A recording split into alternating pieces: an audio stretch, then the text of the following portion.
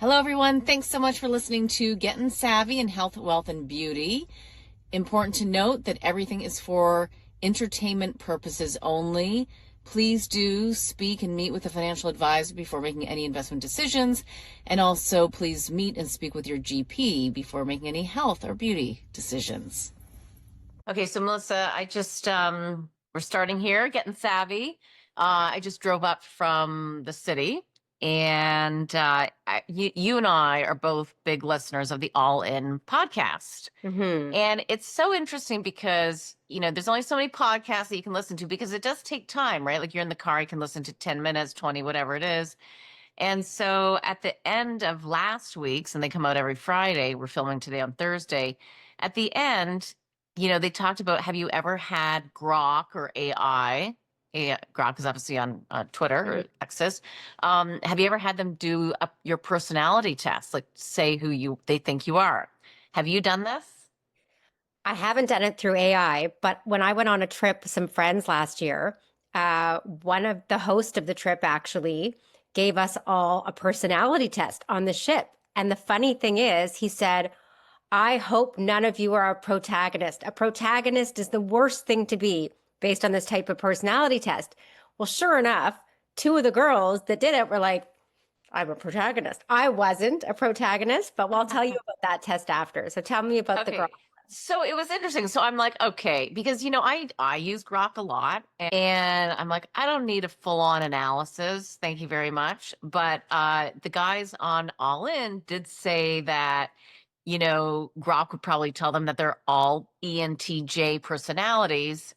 On the Myers-Briggs, right? Yeah. So I'm like, okay, so when I was at Goldman Sachs, we had to do these personality tests so that who's who, and then how to communicate better with the person who's something else. Mm-hmm. So anyway, they actually it came close. So I just put this in, like, do you know what 2 seconds ago, what personality I am? And they suggested I was an INTJ, which is strategic, analytical, big picture thinker. I'm actually ENTJ, which apparently is what the guys on All In are as well. So E just means the extrovert versus introvert. But so that's why you're more likely to be a podcast host. Maybe. Yeah, I guess, because they are too. There we go. And they all said they'd probably all come up as narcissists. And sometimes, Adam will joke with me, like when I'm posting my videos, or I post a lot on social media, as you know, he's like, you're such a narcissist. But I actually don't think it's a problem. I only think it's a problem if you have narcissistic personality disorder. So I think a lot of people can have personality traits that aren't problematic. It just makes them who they are. But you can have pathological versions of those personality traits, which is what makes it into a disorder. So I say to him, sure, maybe I'm a bit more narcissistic. Maybe I'm just great. What did he say? Nothing. I thought that when you were going to say protagonist, I actually thought Adam would be one. No, it doesn't. The specific type of personality test they do, you get labeled they ask you a bunch of different questions. It's not Myers-Briggs, it's a different one. And I'll find it and send you a link because I'm curious to see what you would end up being. Okay. A protagonist, someone that tends to focus on them. I'll give you the test so I can give you more. But I remember when I got my result, the celebrity that was most likely to line up with the result I had was Judge Judy. That's true. Yeah. And I've always thought, I have a bit of a blend of a personality. It's like part Judge Judy, part Pamela Anderson, and part Joan Rivers. Yeah, you got a little Joan in you. I got some Joan in me. I got a little yeah. So anyhow, we're all funny. But I love the Myers-Briggs. It's tried and true for years and years with every company using it, right? Anyway, so I just thought that was, I don't know why I think it's interesting. I listened to this week's All In also. I didn't find it as enjoyable as most of the episodes I listened to of theirs. I'm not sure why. It was okay. I just didn't come out of it totally inspired or anything. Yeah. I kind of said that too, right? That it was a bit of a slow week. Didn't they only have 3 topics or something? Yeah. And didn't they talk a lot about the summit they had, the AI, I don't know. It was just, it's still, I like listening to the back and forth between them, Yeah. and their digs at each other and, hearing what the companies, it was a bit of yeah, but anyhow, Yeah. that's one I religiously listen to all the Okay. time. The Yeah. only other Same. ones, I mean, I listen to The Drive, sometimes the Peter Attia, but half the time I like it, half the time I find it too like a lesson, like I'm learning, like it's too much, less entertaining and more just factual. And sometimes Hmm. it's not fun enough. Like I like the Yeah. dialogue between the guys on All In, I I think, do too. yeah. Yeah. I learned through listening to the different views and the different opinions and the different, facts. They're all facts, or they think, they're facts, Hmm. and they bring the facts in. But I feel like when it's a lesson, it's like school. It's not as It's like interesting to learn. school. Yeah, I Yeah. agree. But you know what I did find interesting, and then we'll move on to our Yeah. health and Our wealth stuff. tips You mean for. we're not the, what was, the movie critics for the podcast critics? Oh yeah, no, what was it? Who are the movie I guys? know. I don't know. I I don't know, forget. I forget. Anyhow, but you know what they were saying? They were ribbing each other, saying, because two of them were big Trump supporters and two of them were tended to be more liberal. And Yeah. they're saying, come on, you like Trump. And they're all on this big, starting to really like Trump. Yeah. And it sort of gave the sentiment that a lot of people that were against Trump are actually now starting to be converted and starting to actually Interesting. really like some of the things that he's doing, some of the policies. They were very against the tariffs, but now they see they're working. However, when I've talked to other people, the Hmm. people that did like Trump initially, they're mad at him. They're like, we voted for you, and now we didn't realize you're going to kick our relatives out of the country. All of a sudden, our costs of doing business have gone up with all these tariffs. So it was just an interesting um, take on that. Hmm. Yeah. Yeah. Well, but in many ways too, as they point out on the podcast, he is making incredible trade deals. I mean, the Yeah. concessions that the EU Hmm. had with the United States, they're sending hundreds of billions of dollars over to the United States in terms of investment. They're going to be buying their energy as well. And here in Canada, our tariff policy went from 25% up to 35% because, well, this was on the back of, well, two items. One, we didn't come to a trade deal by, the certain date, but also Carney siding with Palestine. Right. So that was the big move as to why we have now 35% tariffs versus 25% because of Carney's support for Palestine. Yeah. So, so I think for the United States, Trump's doing a lot of great. And speaking on the Well, business side, it's great for making more money for the government. But ultimately, it does sort of hurt American businesses, right? Because it makes it more expensive for them to get their Canadian products. well, I think it depends on a couple of fronts. One is that, making money for the government is good because they have deficits, so they can pay down Yeah. the deficits with all of these hundreds of billions. Some will say it adds up to 2 trillion already. In terms of the deals that they have in place. So that decreases the deficit, which is key and critical. Keep in mind in Canada, ours just keeps getting added to, and we don't even have a budget from Carney yet. So we don't have any annual budget. We have no new trade deals. We don't have any sovereign money coming into this country, which is exactly what Trump is trying to do and getting those deals done. You need sovereign money to come into your own country to be able to build infrastructure, Yes. in our case, build up the energy sector, which has been decimated for 10 years because of the liberal policies. So, he is doing all of those things to help America, which I understand. As it relates to the costs for U.S. companies, we will see, Melissa, we will see. And I say that in the sense that if he can get better trade deals on the other side, whether it's opening up the dairy industry or meats from U.S. to Europe, that helps other businesses. And a lot of the trade between the United States and Canada is still actually under previous trade deals. So the 35% applies to things that were not covered. Right. So it doesn't necessarily hurt all of their previous, or new businesses, I should say. So the other aspect too is keep in mind that the United States, 70% um, of the economy is service based. Now that doesn't mean that services such as spa or whatever, that you're not getting those oils from some other countries. So that would increase, obviously. And they do still manufacture a lot internally. So they're not as hurt, I don't think. And I think you're going to start to see that in some of the economic numbers. We did have, I'm talking too much, but we did have US GDP last week, which is 3%. It was higher than expected. So, time will tell, Yeah. but it's going well. Time will Yeah. tell, but it looks like it's going well. Right. And that's why they're saying they didn't have to reduce the interest rates because the economy stimulated enough, like it's doing good enough. Well, I don't know that they didn't say that necessarily, because Powell did say that he's seeing it slow down, but I think that they're more concerned about the inflationary effects of tariffs. Yeah. So that's the reason that they're using. Now, since we last uh, recorded, we did hear that President Trump fired the head of the labor statistics because of the significant downward revisions to prior months' labor numbers, which, if that's the case, we should be firing the people here in Canada as well, because they're all over the map that you can't even make sense. You should never take it as a trend or anything that's accurate. So, and you can use those numbers for political purpose. And that's the argument, right? Like, let's make the job numbers look great, and therefore that'll hurt President Trump prior to the election.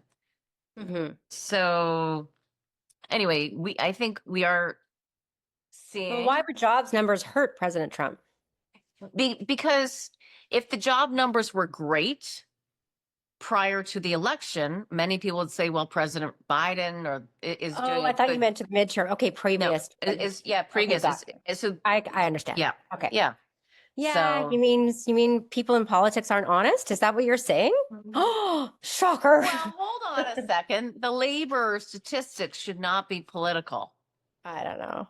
Well, they shouldn't be. I agree, but I mean, there's more and more data numbers? coming out that you can't trust those numbers. You can't even trust a lot of research clinical trials anymore. So many numbers. Talk to me about that. Talk to me about that. Well, there's just more and more, every time you see a trial, you never know who's benefiting from what, if people are tinkering with the results. For everything that you can find something positive about, it's pretty easy to find something negative about if you do the right research or you look at who's doing the research. And that's why you always have to look at who conducted the study, and also compare it to what you're seeing in real life, right? Right. Anyhow. What's on your docket? Okay, so a few things. So one, you can't see it now, I guess because of the my camera's not very good and you can't really see the close-ups of my skin. But one thing I was going to talk about, if you could notice it on camera, is I have a little like red area on my cheek. Oh, okay. Which is my bad because I don't know if you have any of these, sort of brown spots. So some people call them age spots or sunspots or liver spots. They're basically solar lentigos. So it's basically brownish discoloration you get as you aged from UV exposure. So you get too many melanocytes creating brown pigment, and that's why people can get them on their face. I'm lucky. I don't have many, but I have one on my cheek that's been bothering me. So I ended up getting a custom compound cream that has hydroquinone, hydrocortisone, and retinol to use on it, which is supposed to be a lightening agent. Yeah. So you're supposed to use it every other day, but I'm at the cottage and I've forgotten it back in the city. So I didn't use it for several days. So when I went back for the day yesterday, I keep it in the fridge because if you keep it at room temperature, it can oxidize. I remembered and I thought, oh, shoot, I haven't put this on. So I put it on yesterday morning, forgetting that, well, it's the cottage. I'll probably end up being in the sun. Yeah. So even though I put sunscreen on, I was in the sun yesterday. I went for an hour Hobie Cat. I went for an hour walk. I lay out reading a book. And sure enough, I woke up this morning and I had redness all in the area. So I'm hoping it was just like a minor irritation and not some burn that's going to get worse. But anyhow, I'll see if I can post a picture when I don't have a filter on me, and I'll show you what I mean. Anyhow, so that was just to talk a little bit about a beauty thing about, these spots and what you can do about them if you have them. So if you have them, it is worth talking to your family doctor or dermatologist because there are creams that can help. Or you could do laser, but I don't advise doing laser in the summertime. Right. But what about, I thought hydroquinone was illegal in Canada or not available. No. Really? Nope. Huh. You can get it. Really? I just got it. So there you was some, it used to be thought that it was hard to get and you couldn't get it because of a rare risk of a side effect where you can get kind of bluish, blackish discoloration, but it's very rare. And yeah, we have it here. Okay. And it seems to work, right? Like people seem to like it. Yeah, yeah, it's a lightening agent. It definitely works. I mean, Okay. everybody has individual responses to these things, but I always like to see, sometimes I don't hate when I see a side effect from medication because then I'm like, there you go. It, It does work, it does which work. is what I always say about vitamins and supplements. Like when people pop all these vitamins, did you get a side effect from it? Is it really doing anything? I don't know. I Put think this it does on, something. it did something. Okay. All All right. right. So anyhow, so I was going to talk about that, but then the other things I wanted to talk about were a few studies that I saw. So one was a study on how isometric exercise can not only be good for your muscles, but also can help lower blood pressure. So that was an Okay. interesting study. Another study I saw that I thought you might be interested in was on Duavi. So that's Okay. the medication that people can use in menopause. That's a Yeah. combination of estrogen and a selective estrogen receptor modulator, or a SERM, called bazidoxifene. And what that study showed was that in addition to helping with symptoms of menopause, it may also help reduce the risk of breast cancer. So I'll tell you, Really? yeah. So I'll tell Okay. you about what that study showed. And then I wanted to talk about the cases of hospitalizations in Florida as a result of raw milk. I don't know if you saw that Oh, in the news. no. No. And lastly, I wanted to talk about another side effect of GLP-1s and restricting calories in general, which is hangriness. Ooh. Why it happens, how to notice it, and what to do about it. Interesting. What was I gonna say? What was I gonna say? So anyway, well, no, it's gonna be speaking of hangriness and Mhm. GLPs. That's not what I was gonna say. But why no? They should just then take Duaviv because Yeah, a little combo of I Duvi. a little hormone goes a long way. So let's start with that, Melissa. Sure. Because I am on that Duaviv. Can never Hmm. pronounce, and I love it. I don't know, Melissa. Like I don't I've been meaning to tell you this, like offline or Yeah. online, it doesn't matter to me. But um I don't I never had the brain fog or the slowdown or anything like that, but I don't know. I feel like it keeps you maybe a little bit more alert, but and definitely also calmer. It's really quite interesting. I just I really Yeah. like it. I Just mean, it's different. really interesting. Okay, so Yeah, Duavi is an example. So there's different types of menopausal hormone therapy, as we've talked about. A lot of people like Duavi because it's one pill. You don't have to worry about creams and patches and potions. It's just you take a pill once a day. So it's easy to use. And people like it because it has estrogen, like the conjugated estrogen. It's not a super high dose of estrogen. So for some people, if they're having serious side effects like serious hot flashes, serious insomnia, real symptoms, it may not be enough for them. But if right. you're not, you're taking it more just sort of prophylactically or just for a little bit of minor symptoms, it often is a good amount of estrogen in it. Okay. And it has this serum in it, which protects the uterine lining. So you don't also have to take progesterone. So Okay.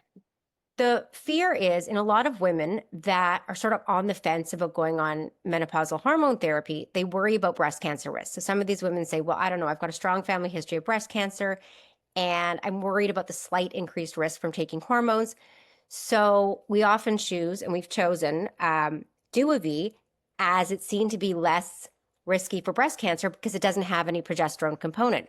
But they went a step further and they did a study, and I'm going to read this to you. So it was Okay. a randomized placebo-controlled phase 2 clinical trial, okay, involving Okay. 141 postmenopausal women Huh. who were already diagnosed with estrogen receptor positive ductal carcinoma in situ. So DCIS, that's estrogen positive.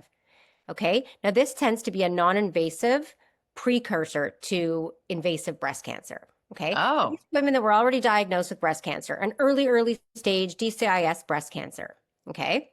And what they did is they took those patients with the breast cancer and they either put them on Duavi or placebo. for about a month before they planned to go on to have surgical treatment.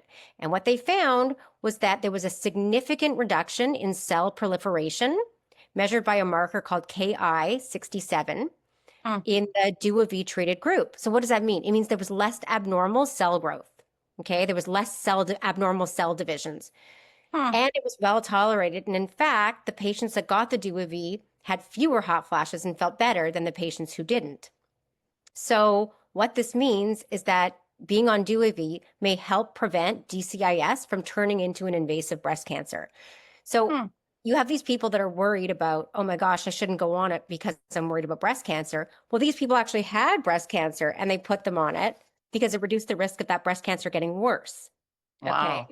It also showed, there's another study showing that never mind people with breast cancer, just in people that have dense breasts, which is often thought could be an increased risk factor for breast cancer, Hmm. uh, that also the pilot study found that the patients treated with DuoV had a reduction in this breast density when they were on it. Wow.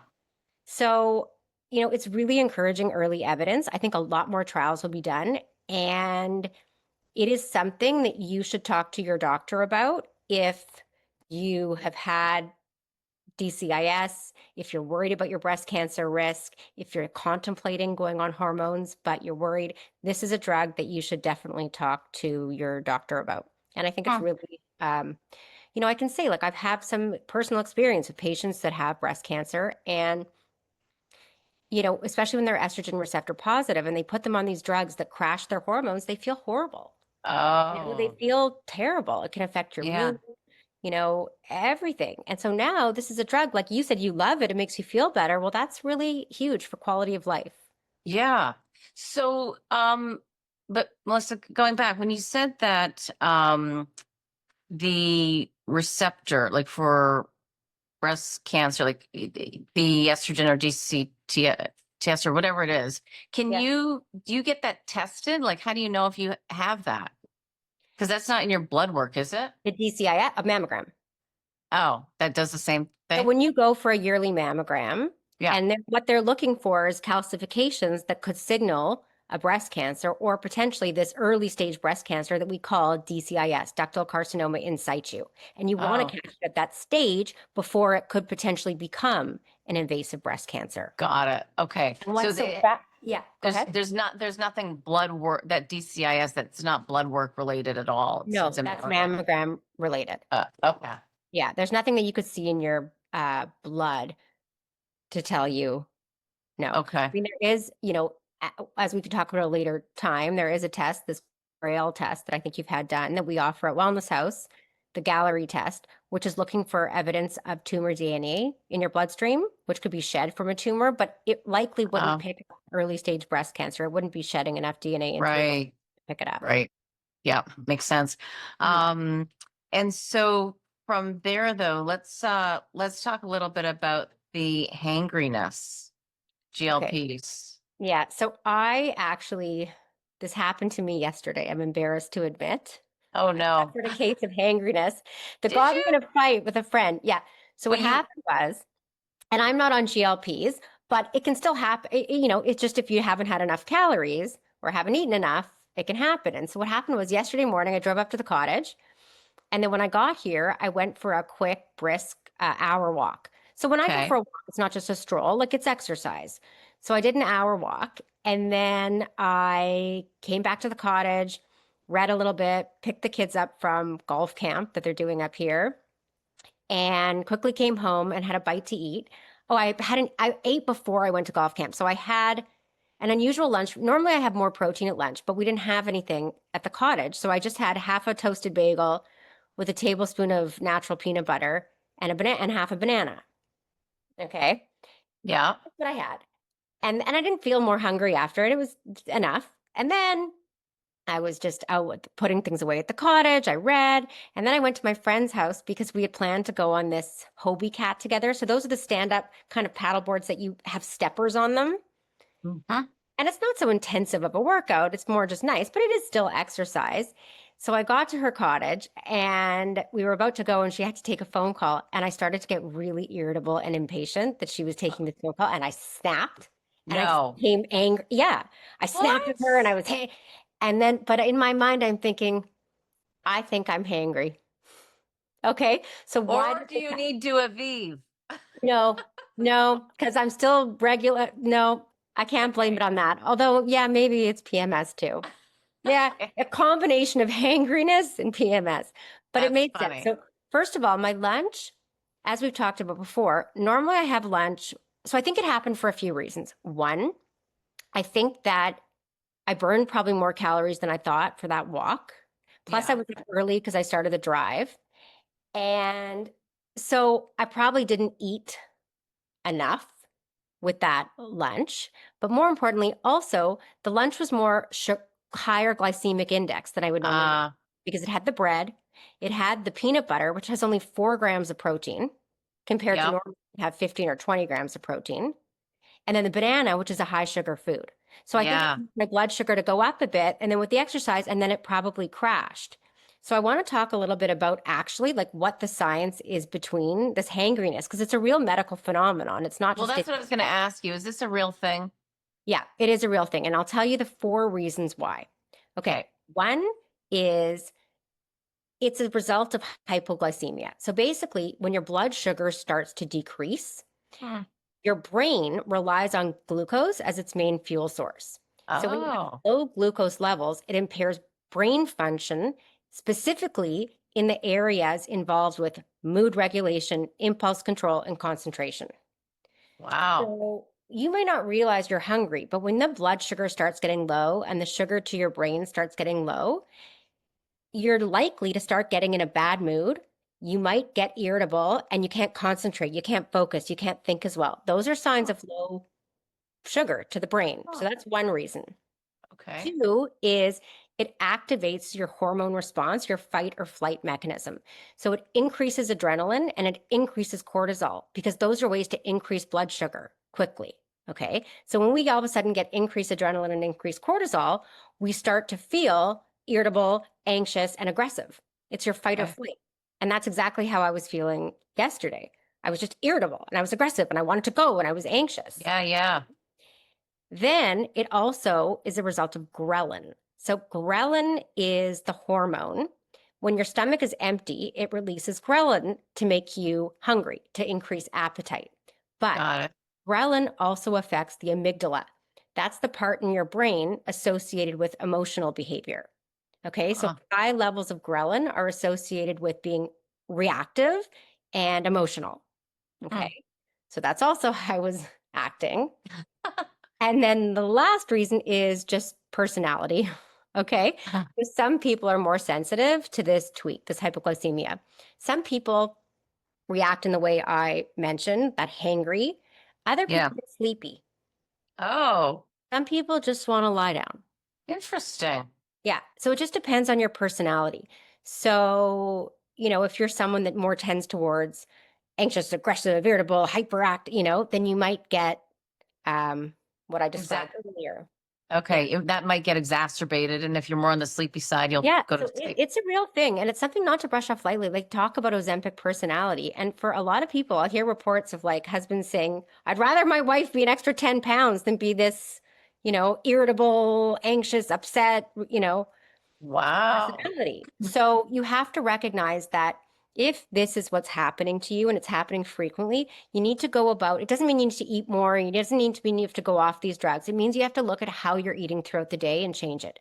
So some people, what they do, because they can't rely on that hunger feeling that Well, tells, because the GLP-1 takes it away. right. So they can't rely on that signal. So sometimes they don't know if they're hungry until they start acting hangry, Wow. right? So there's some ways if you recognize these personality traits in yourself, then if you're someone that has a little breakfast and then doesn't eat all day until dinner, Mm-hmm. change that up. So we're not saying you have to eat more calories in the day, but disperse them throughout the day. So rather than Hmm. having a big dinner and then nothing throughout the day, have smaller meals throughout the day and make Hmm. sure that each meal isn't just one that's going to spike your blood sugar and drop it, but that it has a combination of protein and fiber because those slow the increase and decrease in your blood sugar levels. And Yeah. carry snacks with you. So, Yeah. it's funny because my friend who I'd mentioned, whose house I was at yesterday, she put grapes out on the deck for the kids. Yeah. And as soon as we got back from our Hobie cat, I started eating the grapes and I felt much better. But And then I thought, doesn't why it, did I overreact? I was a little bit rude and impatient. And I yeah, recognized that, you know?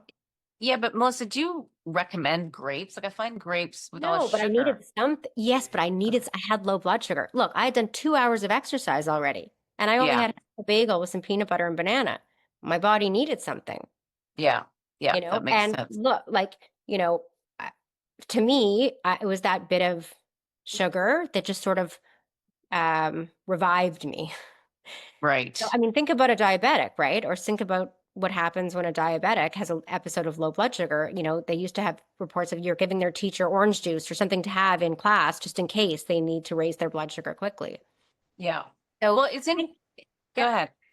I was just saying, I think you want to be eating every, make sure you have something every 3 hours, even if it's something small. Make sure you're not eating too often foods that spike your sugar without having, at least the grapes have the skin, which is some fiber. And I didn't have a ton of them. That wasn't my only meal, but it just did make me feel a little bit better.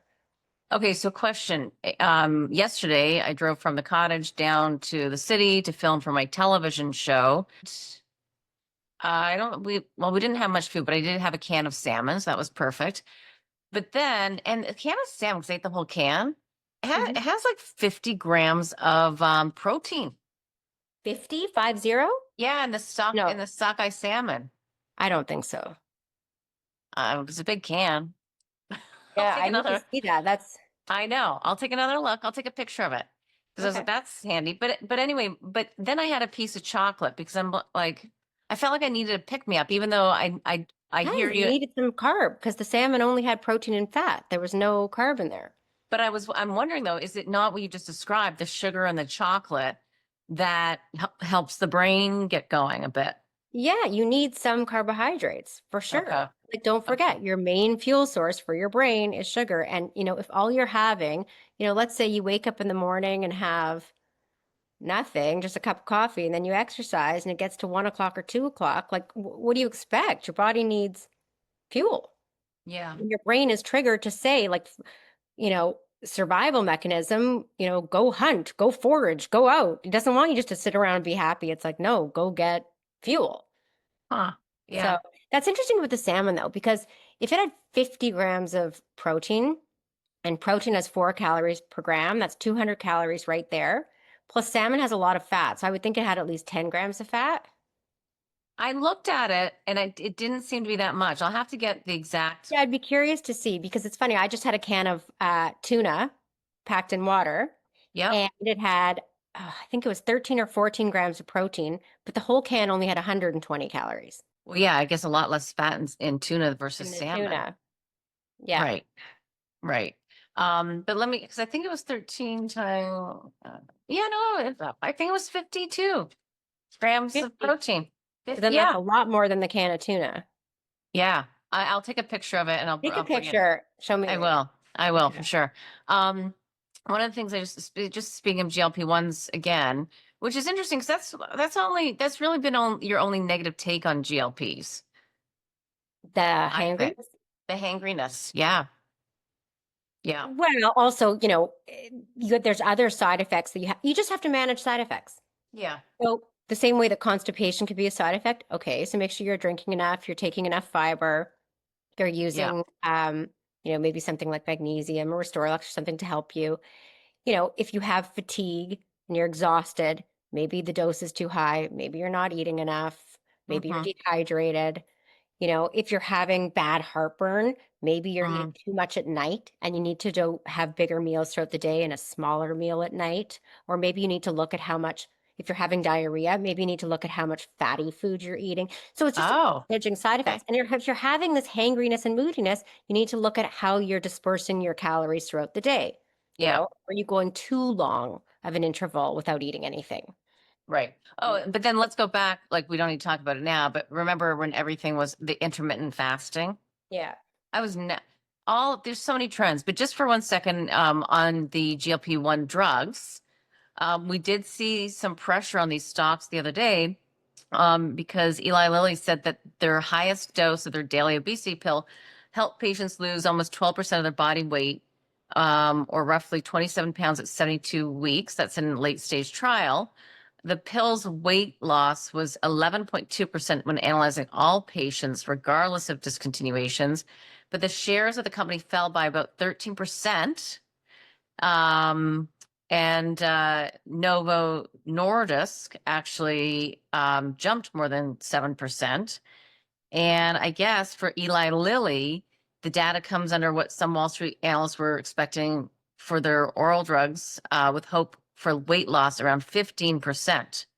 So it seems as though you know, the platform and the outlook for these GLP-1s and who's going to win that race and whether it's oral or injections is still yet to be seen.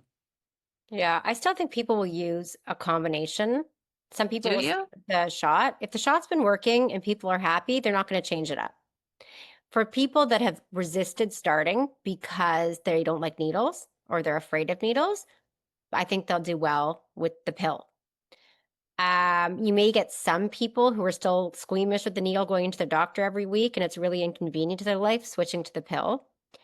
And yeah, I think these drugs are super popular, but I also think what I was going to talk about with Lilly is you always talk with healthcare stocks about what do they have in their pipe coming up in their pipeline? Like what else are they working on?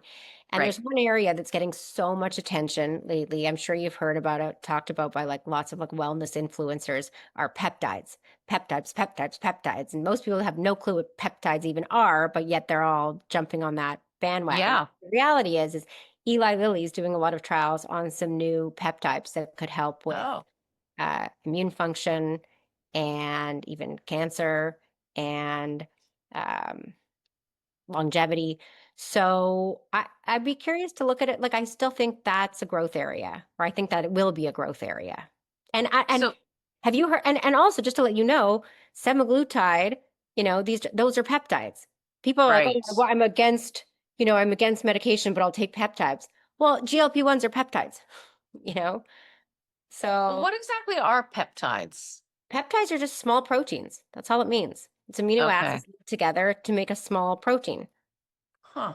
And usually Okay. what they're something that they don't have a long half-life. They work in our body to cause something else to happen. So like insulin is a peptide.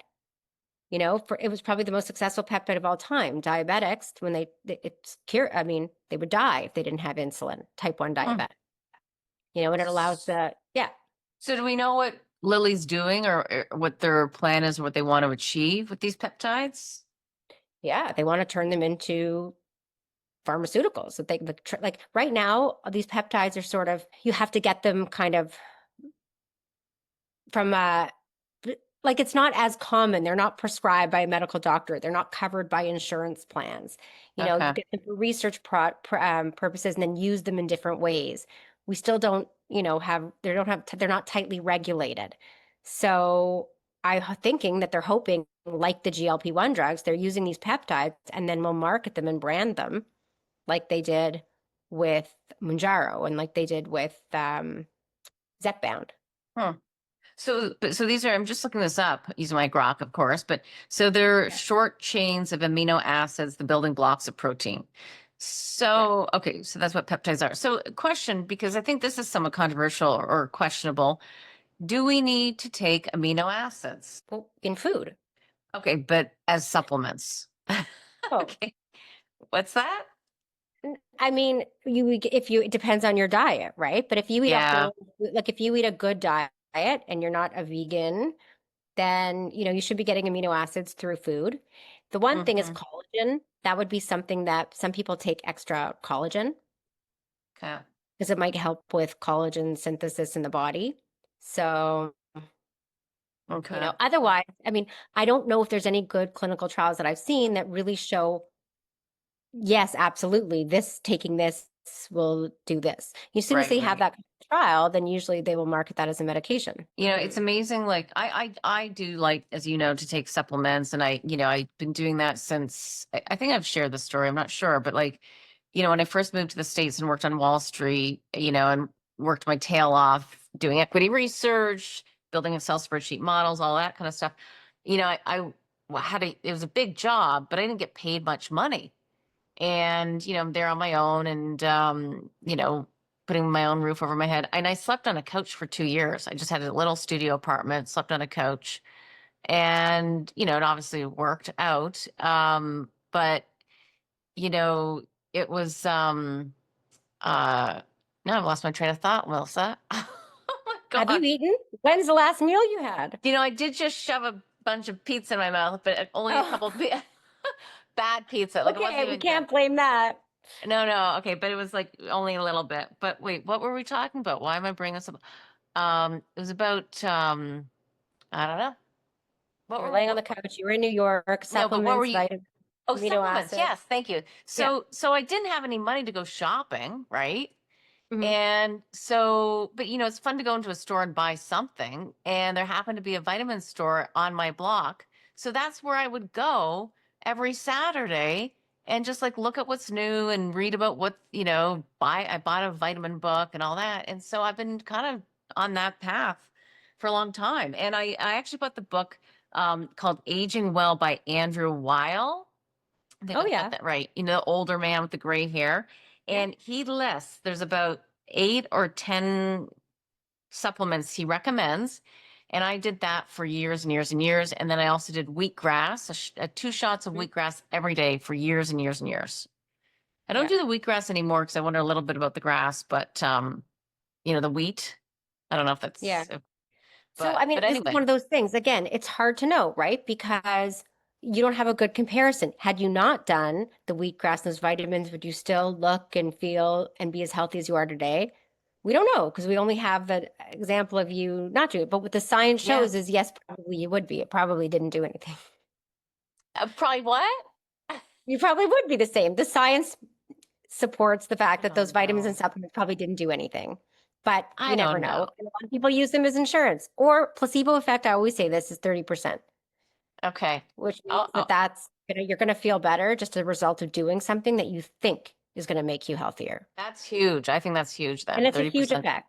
Okay. Speaking of just a little bit on the market items, tariffs are still unknown, certainly, in terms of the impact, but Hmm. the US market continues to power higher.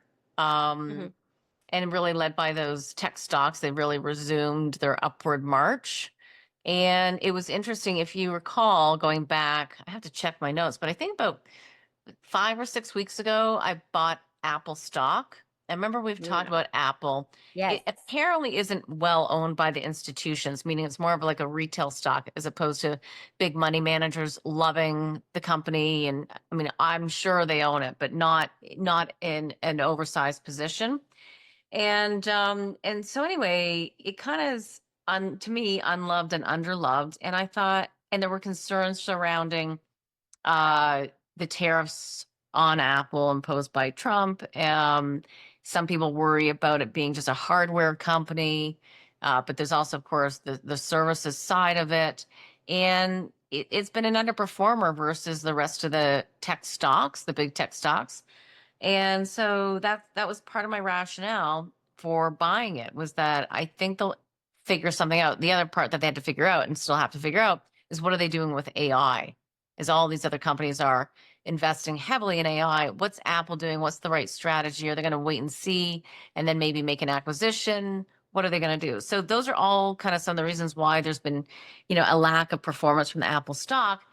And that's kind of sometimes when I like to buy it, right? It's a great Hmm. company, tons of cash flow. It's infiltrated in our lives and it Hmm. hadn't done anything. So I bought it, and it is moved up 5% yesterday and about 3% today, because they made an announcement that they're going to invest in total $600 billion in the United States in terms of manufacturing capabilities.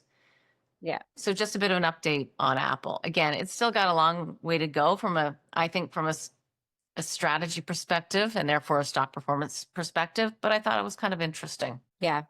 Um, I've owned Apple for a long time. I've never, Oh, you tend to trade a lot more. I tend to buy and hold less well, I smaller don't trade amount. a lot. No, no, I don't trade a lot.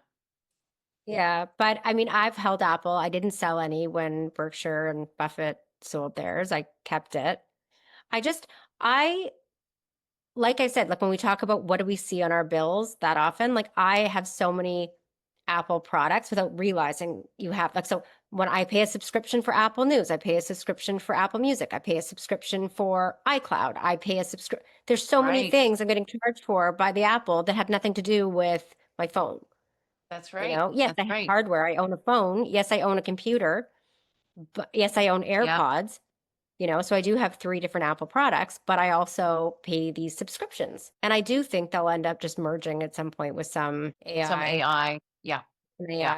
OpenAI, So I most, still think I think ChatGPT is phenomenal. Look, I've been using it more and more. And today's the first day actually ever. I've always been using the free version. I actually finally signed up for the did you? paid version. Yep, It's I so did. good. It's just so phenomenal. Like, and I read what that NVIDIA CEO, what's his last name again? Jensen Wang. Jensen. Yeah, or his first. So how he's saying that he thinks that AI is going to make more millionaires than ever because a problem has always been in becoming a millionaire. Problems like people have ideas, but they don't know how to execute on them.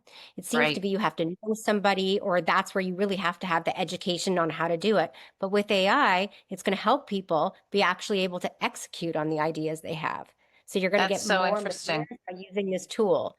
Yeah, and I got to say I agree. Like I have ideas all the time, and I think, oh, if only I knew how to do it or had the time to figure it out. And I just think AI is making it so rapid.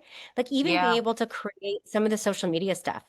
Like if you go to create, let's say you want to create a reel, okay? Okay, I'll give you an example.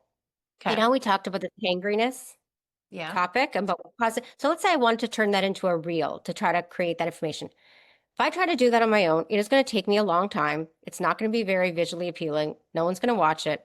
And that's that. Okay. Ha ha But ha. if you use one of these things like ChatGPT or AI and you say, help me create a viral reel that incorporates this information, create the image and put it to music, it can do it. So all of a Really? sudden it's able to help people. Yeah. It's pretty wild what it can help people do that would otherwise take so long. Yeah. So Well, it's anyhow, funny you say that. I think it's amazing. Yeah, I do too. Meanwhile, and on the same page, one of my friends called me and she said she was just, playing around with AI and she was able to create an app in an hour. And she said it doesn't, it's not a That's what I mean. it's not perfect, but it's there versus, spending thousands of dollars 2 years ago and taking three That's what I mean. months. Yeah.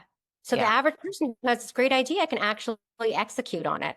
Yeah. So anyhow, I Well, think I it's think going to that's be great. It's like it's another form of the democratization process, which Mhm. is wonderful.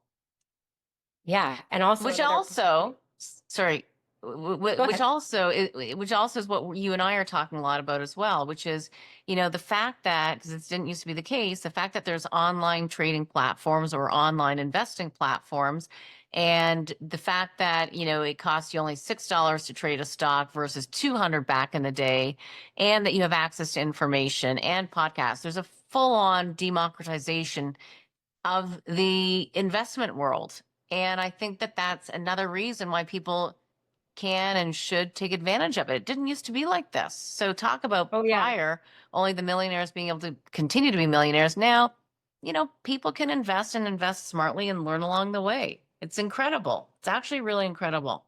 And Yeah. for people not to do it, you need to think twice. Yeah. So, before we wrap, I wanted to talk a little bit about this exercise study on isometric exercise and blood pressure. Okay. So, I'm a fan of Pilates. I post about it regularly, and I also recently have been doing more. I love doing yoga outside in Okay. nature. So, I've been doing more yoga and Pilates, and I love both of them because it really does focus a lot on isometric uh, muscle contractions. So isometric means that you tighten or squeeze your muscle, you work your muscle without your joint moving. So if you think about yourself running, your muscles are Mm, working, but you're moving. If you think about you holding a pose, a warrior one pose or a warrior two pose in yoga or a plank, your muscles are working, but you're not moving.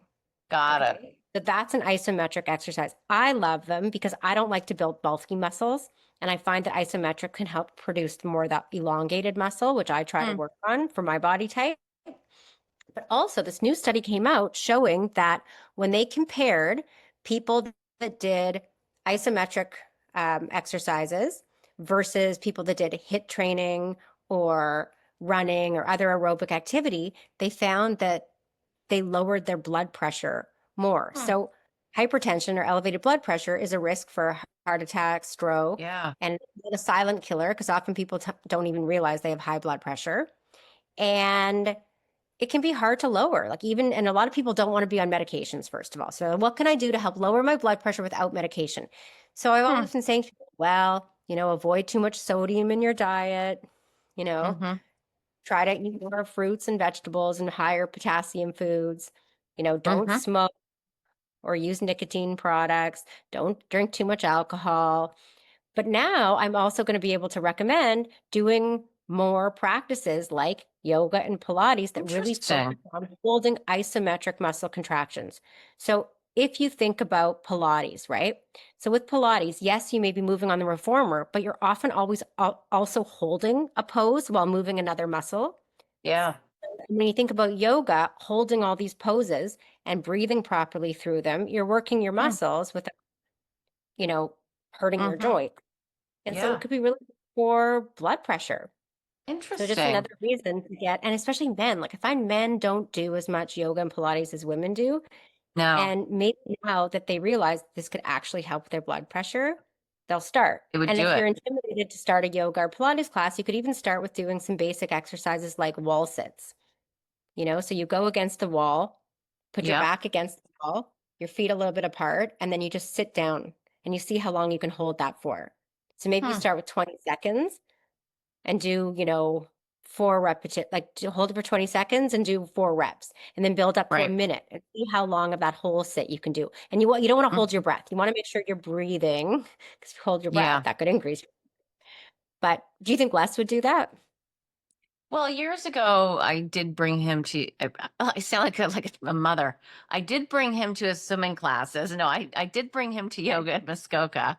And we did it. And then you know what? I think because my back got bad, I kind of stopped doing it. But I was funny enough, I was actually going to go tomorrow or the next day up here in Muskoka. But what you've just told me is actually giving me a good reason to go because I often just go and do my workouts and play a ton of tennis, right? But And well, that's the thing. And you forget the Pilates and yoga, it's so good for those other aspects like balance yeah, and flexibility. And these are all really important as we age. It's a big yeah. reason people have mortality, because, their balance is off and they fall or they can't support the weight of their legs and so By the by the way, for anyone who didn't see your challenge, which was to oh, be able to stand up and sit. Did you do both stand up and sit down without yeah, so you touching the start from floor? standing. Start with standing. You have to be able to cross your legs and sit down without hands and then stand back up without hands to get a perfect score. Okay, If but you do you cross your legs? Yeah. So you cross one leg in front of the other and sit Okay. down and then stand back up. Can you do it? Try. Do you know I shouldn't do this on camera before I try myself because I don't know. So I'm gonna cross my legs. Oh, I don't So think I can cross do. one ankle. But you know what though? My whole body is so tight, Melissa. I don't. That's what I mean. This is why it's important to do it because you recognize, there you go. Sit down. Oh, I Okay. And now stand up. can't. How can? Really? No, I mean. Rock yourself forward. Are you wearing socks? What are you wearing? Because you want to have something No, grippy on. I've got bare feet. No, I got it. I had to go on my knees. Yeah, so then you lose a point. So when you do 10 out of 10 is doing it without hands, sitting down and stand up. You lose a point for everything you have to help. So can you do it using one hand? Yes. Okay, so there you go. So then and can you go down using one hand? Down's easier. Okay, so there, you lost 1 point and 1 point. So you got an 8 out of 10. You want to try to get 8, 9, or 10 out of 10. So, Disability, how do I do it? yeah, I've I got mean, I've seen you flexibility do and it, but like, what do I need to work on to be able to do that? That's crazy. yeah, so you need to work on, well, we talked about this leg muscle strength. I have a lot of leg muscle strength, but No, you know, remember when we did your, what? remember when we did the in body? Yeah. Remember the leg muscles? Well, it didn't tell me my leg muscles, did it? Yes, it did. Oh, it did the muscle everywhere? Yeah, so look at I just looked at arms. the overall.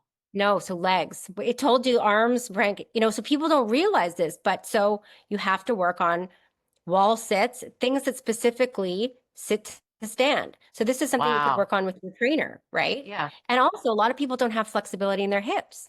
So again, Well, this I is where think that's my biggest issue. yeah. So it can also be flexibility, Yeah, I have no balance. flexibility. No flexibility. Balance, I'm fine. Yeah. So these are all things, and that's why, like, it's not just me saying that's a mark. There actually, it's written up in a medical journal that it's a marker of How long you're longevity. going to live. Yeah, because, and if you look at like a lot of seniors, have you ever remember that whole thing? I've fallen and I can't get up. Yeah. That's why they have the whistle or they have the thing. I've fallen. Yeah. You want to make sure that doesn't happen to you. You want to fall and be able to get up. You want to be able to get off the toilet. You want to be, often leg Yeah. strength is what goes for a lot of people. Wow. So it's really Okay. important. And also the flexibility and the balance. And, I do a lot of yoga and Pilates. So like obviously there's an advantage there. And I have the flexibility of being a gymnast. If you did a tennis challenge, I will fail. So I'm not going to win every challenge. So it's like different people have different skills and different things to work Totally. on. But I do think it's important because you can say to your trainer, this is my goal. By the end of 6 months, I want to be able to stand up from sitting without hands. Okay. Well, I have him at 2:30 today, Tell so him. I can. Yeah, tell him. Okay, before we go though, I just want to mention that when I did film my television show yesterday, I had somebody who's been covering metals and mining stocks companies for 35 years, and we talked about copper. So just on the investment front, how the copper is a critical industrial mineral. Like it's in everything. It's in manufacturing, it's in electronics, it's in renewables, it's in grids, it's in EV. Copper is in absolutely everything. So he's a big copper bull. Because Mhm. you might not have that in your portfolio, and I actually don't either. And the other thing we talked about were rare earth elements. So this is what's the hot topic because they are in everything that's high tech. You need a rare earth element. And it's interesting because rare earths, it's not that they're so rare, they're in the earth's crust. They're just very difficult and expensive to extract Mm. and to separate from the ores. So that's why it's so costly and expensive. And interestingly, China is light years ahead of us in terms of the processing of rare earth elements. So, remember how President Trump recognizes that, rare earths are so critical. And Canada has rare earths. I think a lot of places, the point is actually has rare earths, but we need and especially in Canada, we need to have the development, the processing ability of it, which in China they've been focused on for for a very long time. And so they've hired and trained so many geologists and experts in that specific area of processing. So it's interesting because that's a big race. Like and we talk about the AI race, but that's okay.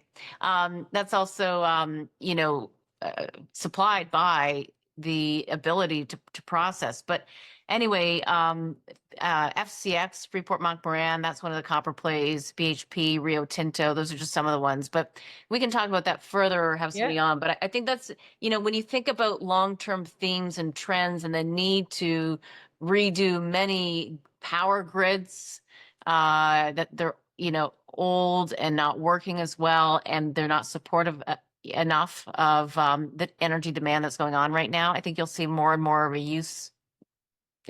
a larger use case, demand case for copper. So just something to Yeah. think of. Interesting. I like that. Yeah. Yeah. Mhm. So, Okay. Save all those right. pennies. What's that? Save those pennies. Save the exactly. That's a good call. That's a good call. Okay, I've got my trainer. I can't believe that hurt. Anyway, actually, you know what? It hurt my ego more than it hurt hitting the floor. Yeah, but you hadn't practiced. I bet you if by next week, you'll be much better already. Really? Well, let's see. Well, now that it's Because a you have goal, to I get will there. But be. maybe with shoes, you'd be better. Maybe with bare feet. Maybe once you warm Okay. up, stretch a little bit. Okay, good point. I'll try it after my workout. Okay, sounds good. Okay. All right. See you later. Bye.